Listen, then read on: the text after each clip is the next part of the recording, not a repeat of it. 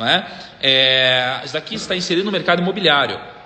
Quando você olha para um terreno, quando você olha para um prédio comercial, é real estate. Quando você olha para um fundo imobiliário, é real estate. Então não se atenham a investir em ações. Pensem de forma mais ampla, pensem em investir em negócios.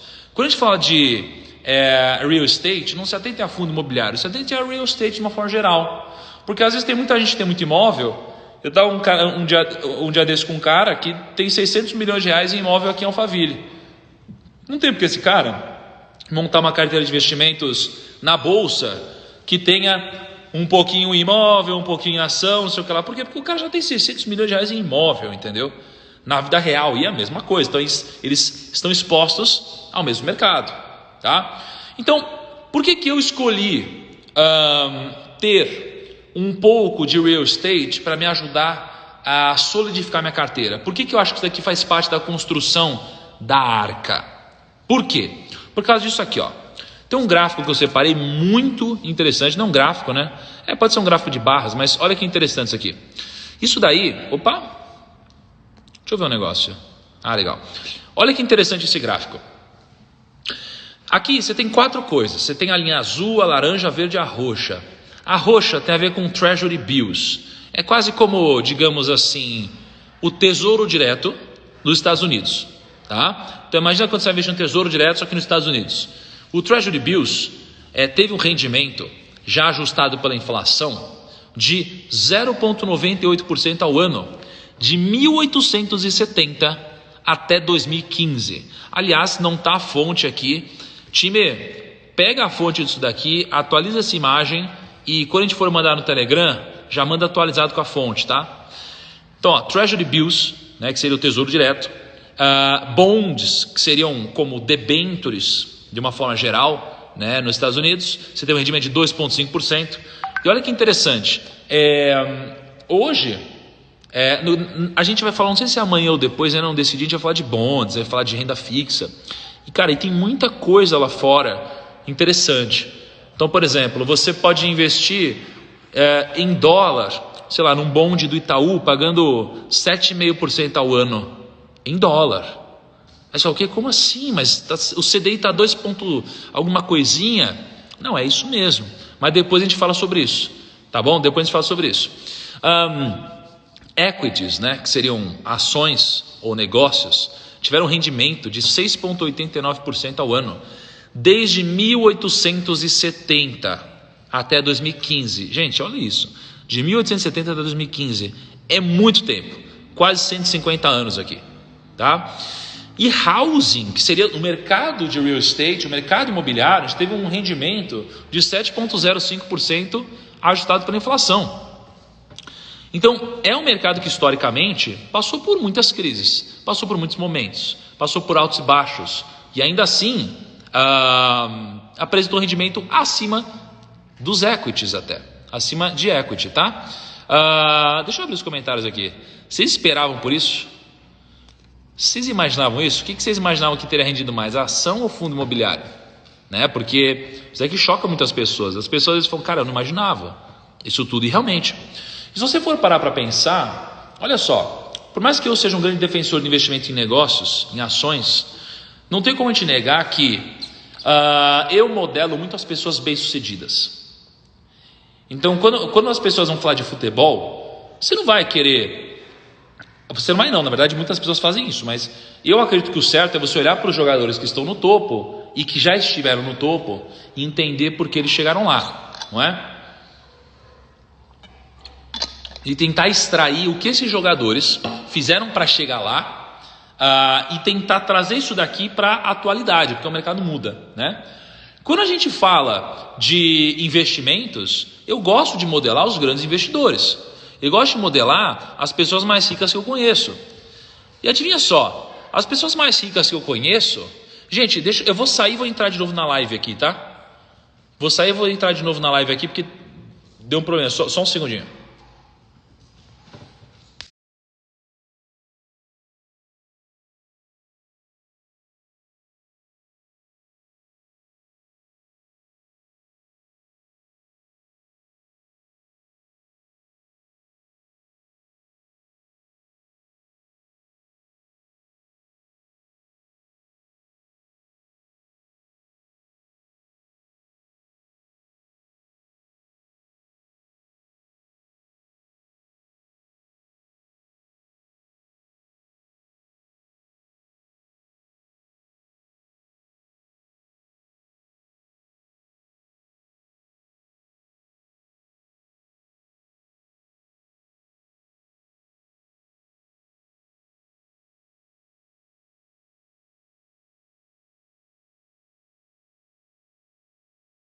preço. E o que essas pessoas têm em comum? Quase todas elas têm alguma parte dos investimentos dela relevante em imóveis, tá? Em imóveis.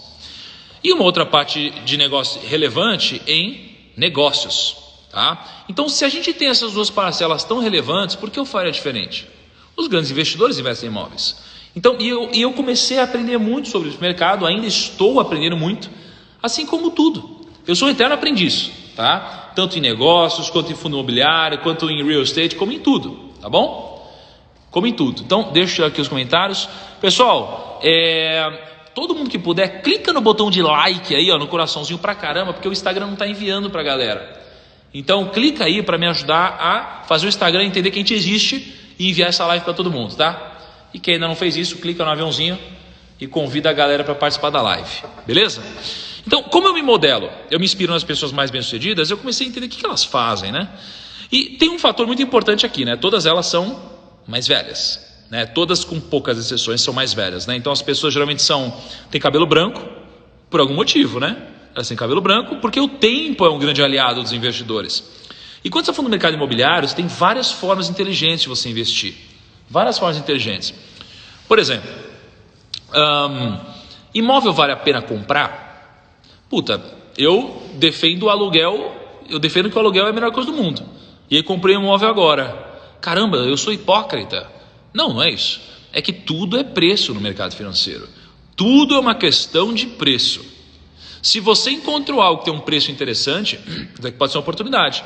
Por exemplo, matematicamente falando, vale a pena alugar. Só que eu encontro um imóvel que está valendo, que custa R$1 para comprar e vale 1 milhão, você vai comprar? É claro que você vai comprar. Agora, se você encontra um imóvel que está sendo vendido por R$100, você vai comprar? Você vai comprar. E por 1.000? Também. E por 10 mil? Também. E por 100 mil? Também. E por 500 mil? Também. E por 999? Aí já não sei se vale a pena. Então tudo é preço. Tudo é preço, tá? E então depois talvez eu fale sobre algumas coisas mais técnicas em relação à compra de imóvel que eu tenho vivenciado.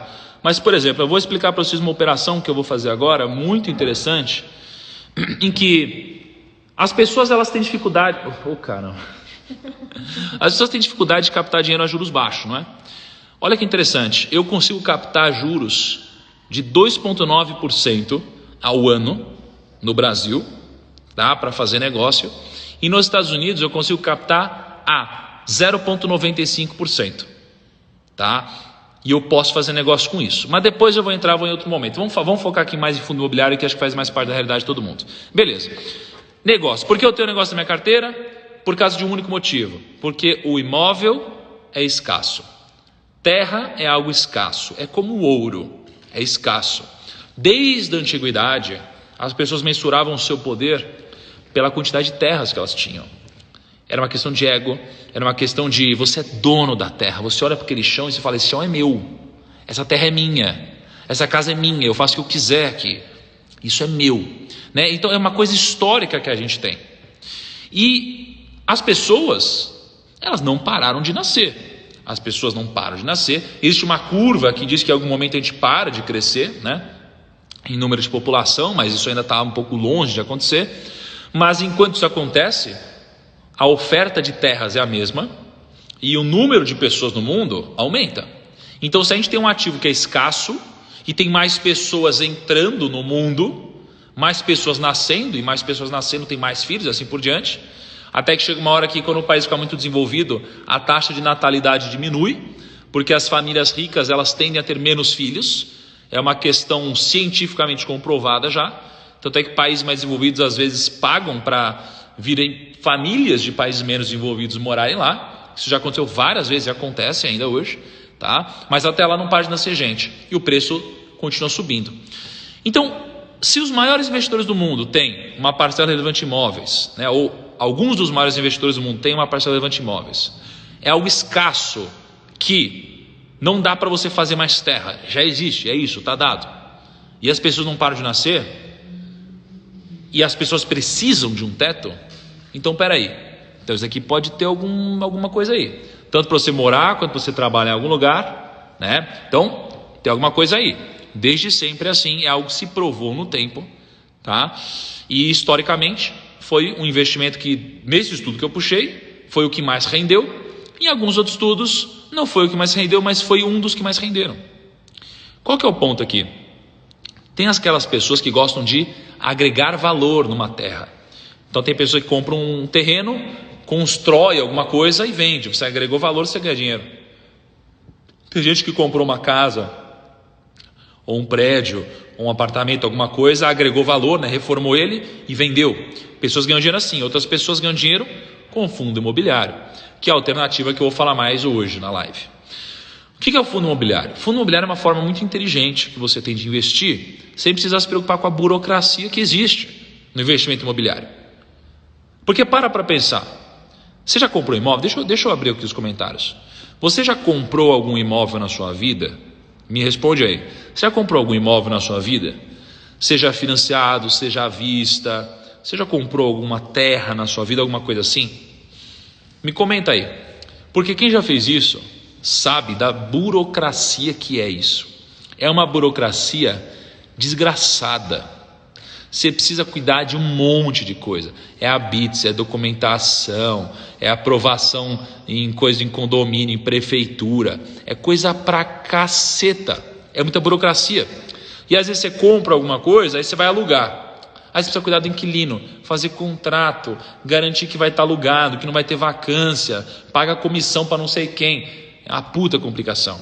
Aí você vai ter que fazer uma benfeitoria, vai ter uma obra lá. Aí a pessoa reclama com você, o inquilino reclama, aí não te paga, aí tem que pagar advogado. É uma treta do caramba. É uma treta do caramba. Aí você, por algum motivo, esqueceu de alguma coisa, pagar multa, tudo isso tem uma burocracia. O fundo imobiliário, ele não tem burocracia.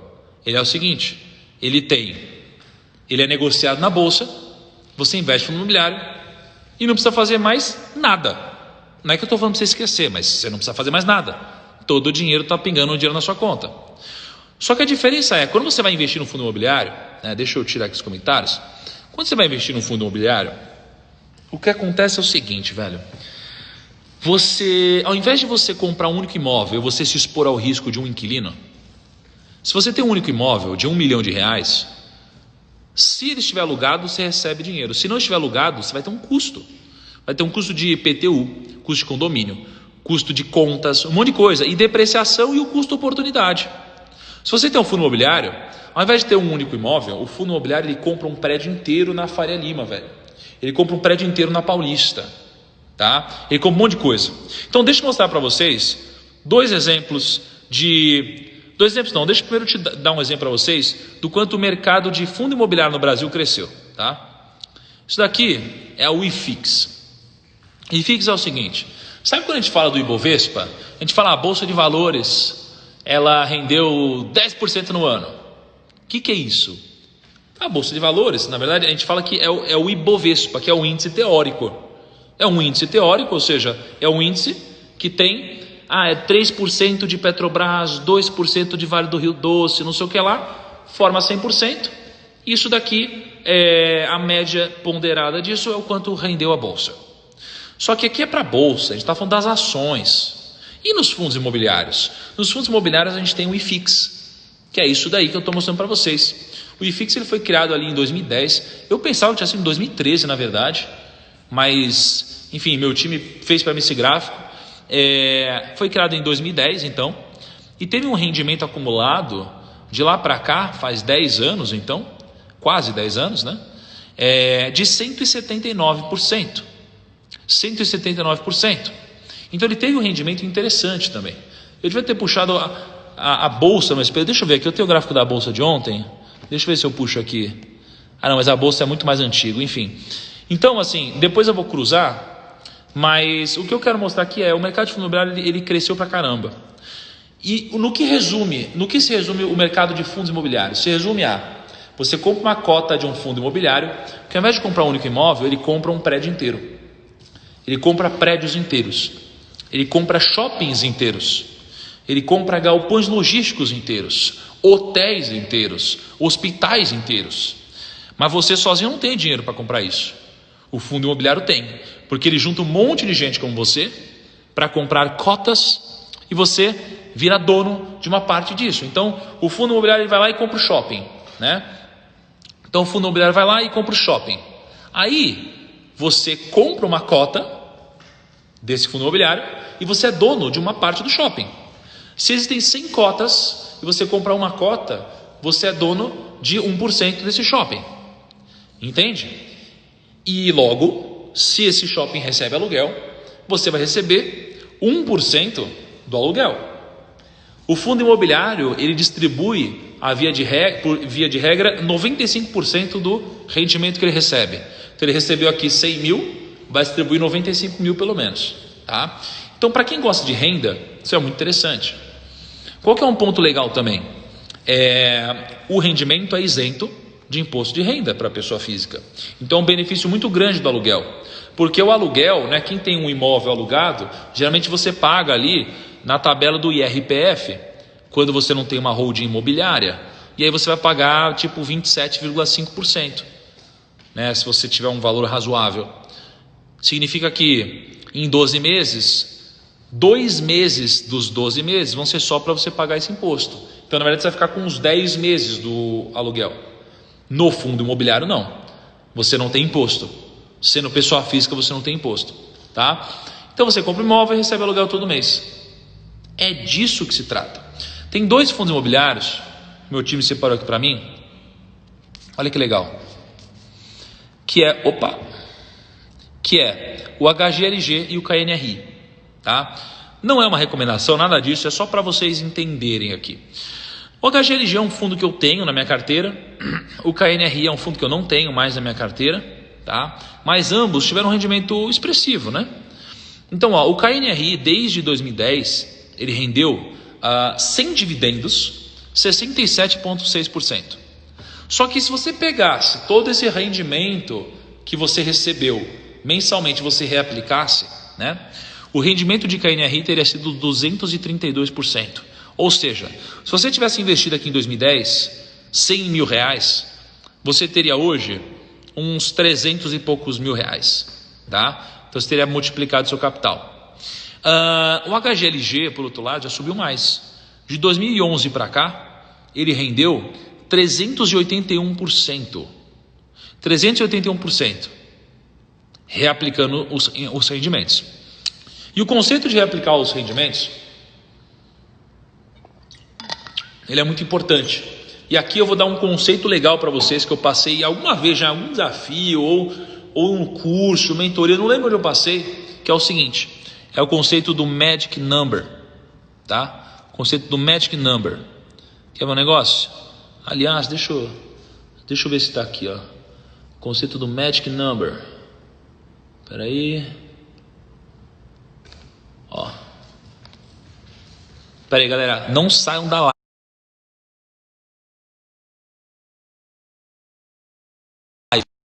Ó, eu vou explicar para vocês agora o conceito do Magic Number. O Magic Number é o seguinte: quando que você começa a ganhar dinheiro de fato no mercado de fundo imobiliário? Você compra uma cota de um fundo imobiliário e você ganha um rendimento mensal, certo?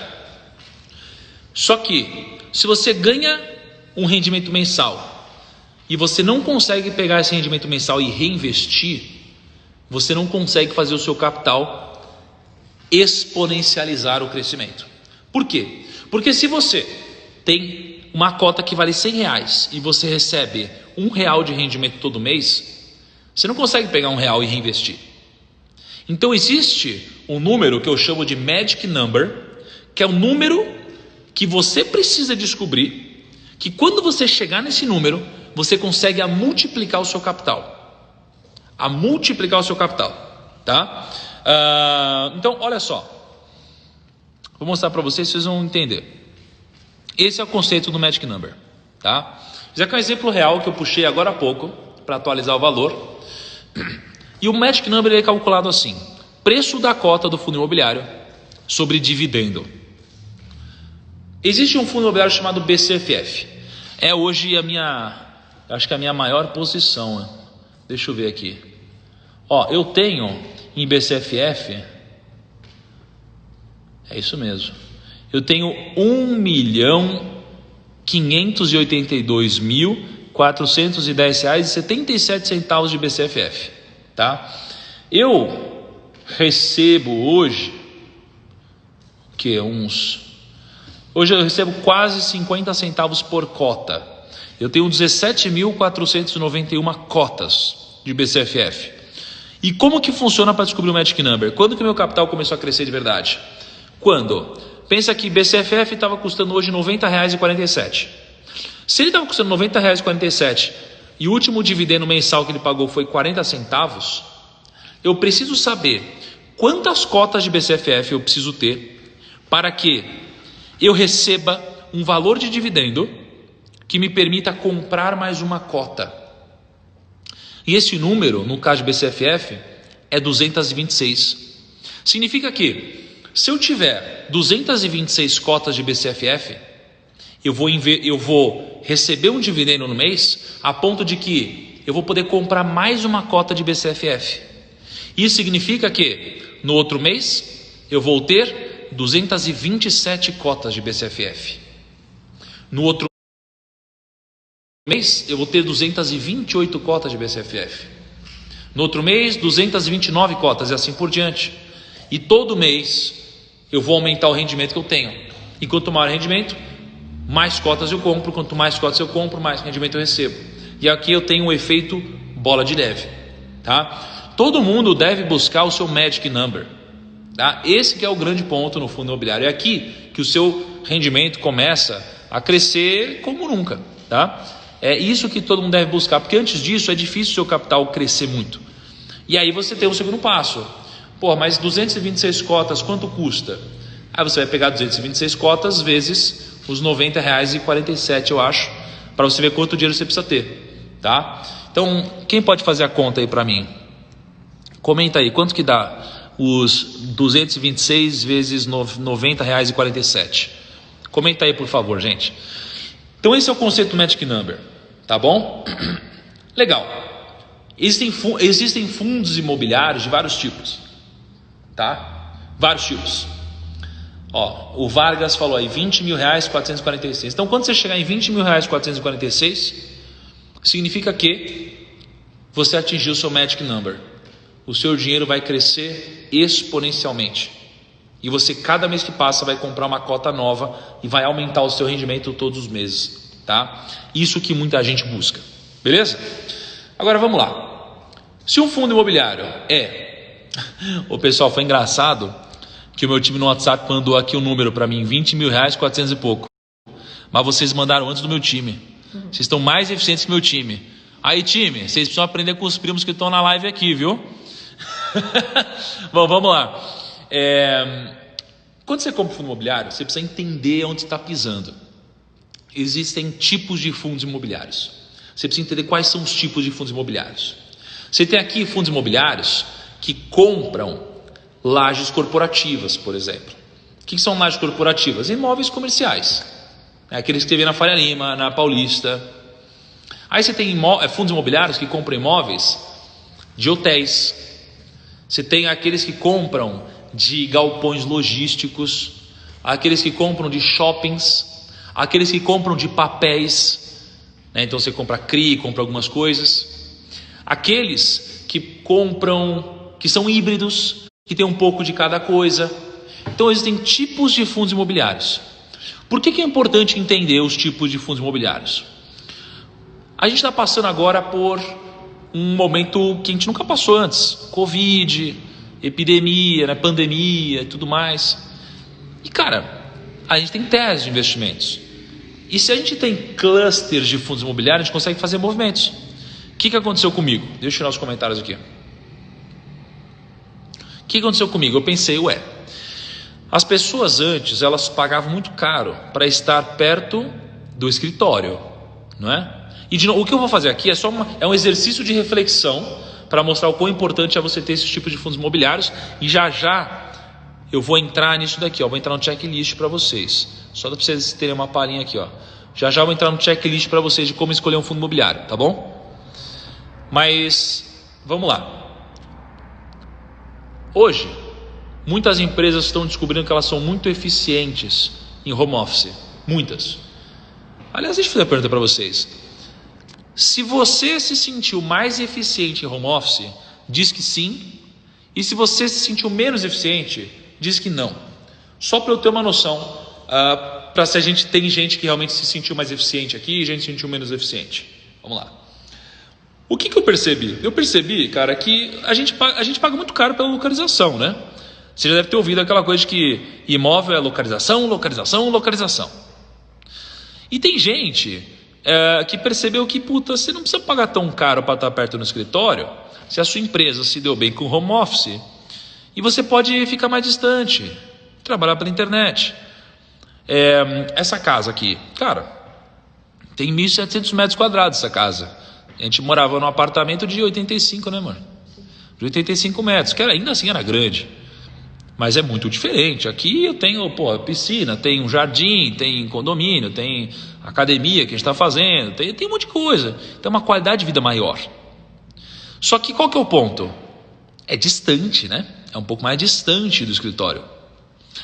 Algumas pessoas perceberam que são mais eficientes em home office e podem se dar o luxo de fazer isso. Eu percebi isso. Eu trabalho com internet. Eu posso o dia inteiro ficar aqui. Eu estou montando um estúdio aqui em casa. Eu não sei nem se eu vou sair daqui alguma vez mais na minha vida. Entendeu? Assim, é um exemplo. Então o que acontece? Eu comecei a vir para cá. Então eu saí de lá e comecei a vir para cá. E como eu vejo que muitos escritórios, muitas empresas estão entregando escritórios, estão entendendo que elas podem trabalhar de home office, a gente pensa, será que lajes corporativas fazem sentido? Aí eu fiz um movimento. Eu vendi algumas coisas que eu tinha e comecei a comprar fundos imobiliários de galpões logísticos, não é? Então por isso é importante você entender o tipo, porque eu pensei, além de tudo isso, quais são as empresas que estão crescendo hoje? São as empresas que trabalham na internet ou que utilizam a internet. Então para pensar, a Magazine Luiza, a Amazon, a Via Varejo, elas precisam de galpões logísticos. E eu comecei a migrar meu capital para isso, entende? Então, um movimento que eu fiz, eu zerei KNRI na minha carteira e eu comprei mais galpões logísticos, né? Empresas de logística. Então eu comecei a posicionar dessa forma. Então isso é só um exercício, tá? E aliás, o pessoal está falando aqui que ruim para o Kaique, para o time e tal. Não, eu já falei para o meu time todo que eles podem todo mundo vir para Alphaville aí, tá? Já falei para o meu time todo aí. Sabe por quê? Porque o custo de ter eles perto de mim, mais leves, mais motivados, sem pegar tanto trânsito, é muito baixo perto do resultado que eles geram. O meu time é pequeno. A gente está em 7 pessoas no time. Agora 7 com a Mieco, né? Então, o meu custo é baixo pelo valor que a gente gera. A gente em 7 pessoas fala com o Brasil inteiro, porra. Então, qualquer incremento que a gente tenha de resultado é muito grande, entende? Então, dito isso, vamos lá. Como escolher o fundo imobiliário? Como escolher o fundo imobiliário, tá? Eu separei aqui um checklist para vocês, tá? Esse checklist aqui. Aliás, gente, eu tô dando um conteúdo para vocês, olha só, fudido, na boa, fudido. Conteúdo de curso, assim. Conteúdo de curso, tá? Conteúdo de curso. Eu enxergo assim, tá? Eu enxergo assim. Eu sei que alguns de vocês não vão enxergar, mas eu sei que a grande maioria avassaladora vai. E é para vocês que eu tô falando, para quem vê valor no que eu tô fazendo, tá? Com muito carinho aqui.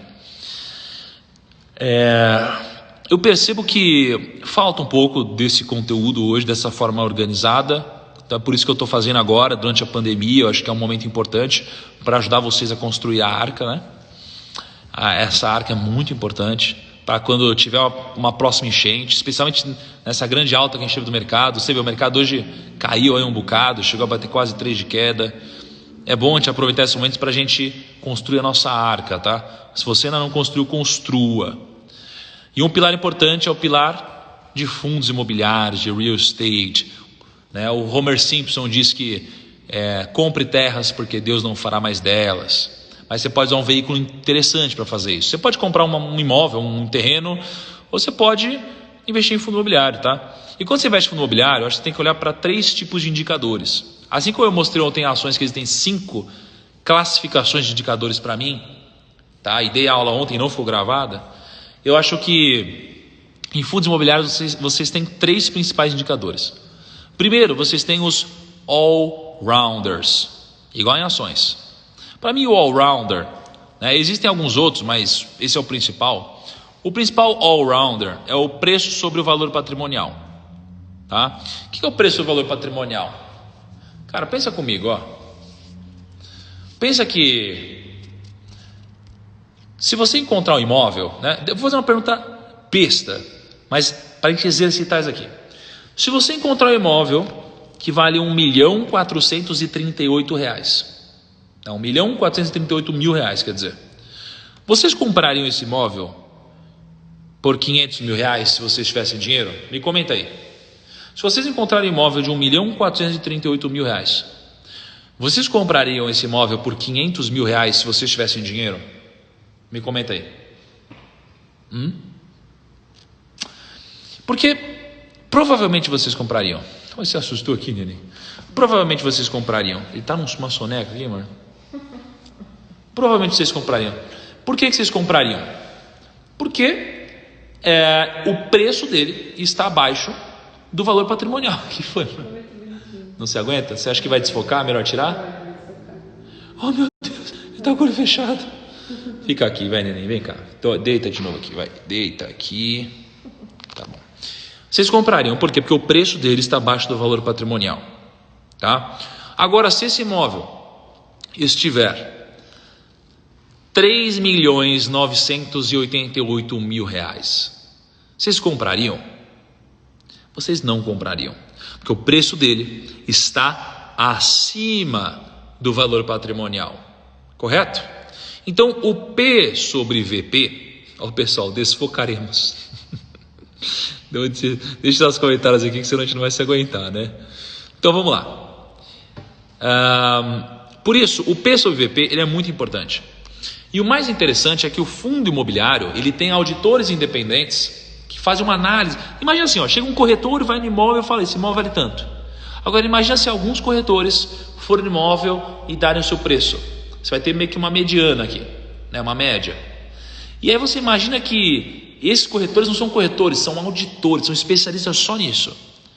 No mercado de fundos imobiliários existe isso. Então existem auditores independentes que dão o preço das coisas e atualizam periodicamente. Então existe o valor patrimonial. Eles chegam nesses prédios e falam, putz, aqui vale tanto. Então o preço que você está vendo na sua tela no home broker é o preço. E o valor patrimonial é o valor dado pelos auditores. Se você tem uma discrepância de preço, você pode entender se faz sentido se está barato ou se está caro. E em momentos de crise, né, agora há pouco, eu comprei fundo imobiliário abaixo do valor patrimonial. Eu vou até abrir o preço aqui para mostrar para você, gente. Assim, inacreditável o que eu fiz. Eu cheguei a comprar... Eu comprei BCFF a R$56. BCFF hoje está R$90. Tá? Eu paguei R$56. Parece brincadeira, né? Mas eu paguei um preço muito interessante nisso. Porque durante as grandes oscilações, eles ficam abaixo do valor patrimonial deles. E durante muito otimismo, às vezes eles estão acima do valor patrimonial. Então esse indicador é muito importante. Então o que você faz com esse checklist aqui? Aqui é uma versão reduzida para os stories, né? Aliás, para vocês verem enquanto eu falo, que a gente aprendeu a lição ontem. Mas no Telegram a gente tem um checklist um pouco mais completinho assim, tá? Que eu vou passar lá depois vocês utilizam. Mas como vocês utilizam o checklist? Vocês vão pegar 3 fundos imobiliários, está escrito ação A, ação B, ação C, você vai colocar. Aliás, time, no que a gente vai pôr no Telegram, já vão atualizando aí, a gente precisa deixar um espaço para eles escreverem o nome do fundo imobiliário aí, tá? E não é a ação A, seria FI A, FI B, FI C, tá? Então, o que a gente faria? Na ação A, você põe, sei lá, é um fundo imobiliário específico. Na ação B, você põe outro fundo imobiliário, na ação C, um outro fundo imobiliário. E aí você preenche o P sobre VP dos 3 fundos imobiliários. E aí você tem a visão de qual deles tem o melhor preço sobre valor patrimonial.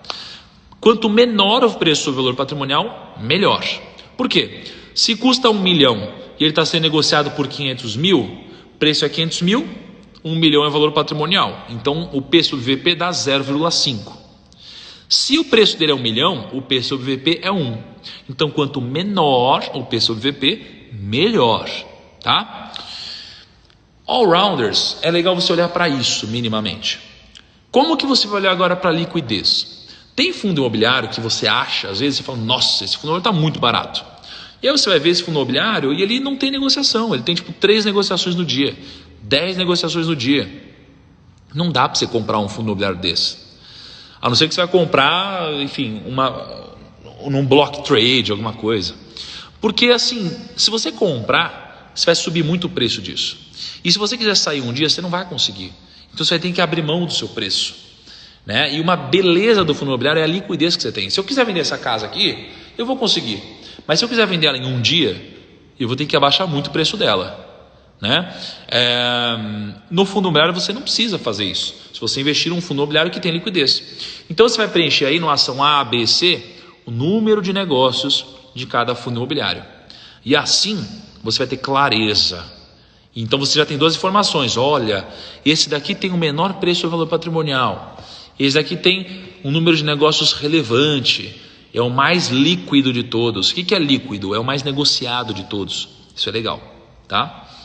Depois, se olhar para os indicadores de rentabilidade, tá? Se olhar para os indicadores de rentabilidade, o que você vai olhar aqui?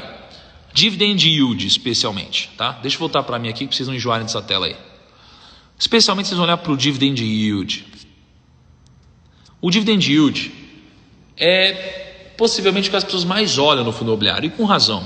Porque o dividend yield é o faz-me rir, né? É a grana entrando. Então, se você tem um fundo imobiliário que custa R$100 e ele te entrega R$1 por mês, qual que é o dividend yield dele?